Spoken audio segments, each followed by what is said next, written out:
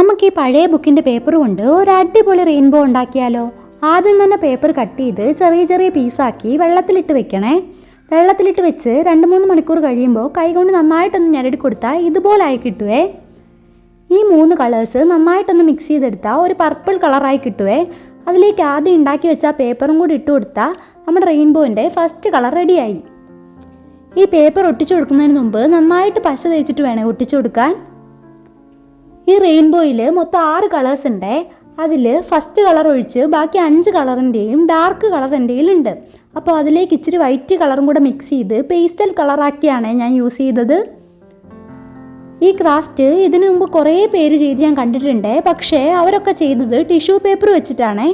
പക്ഷേ ടിഷ്യൂ പേപ്പറൊന്നും നമ്മുടെ എല്ലാവരുടെയും കയ്യിൽ കുറേ ഉണ്ടാവണമെന്നില്ല.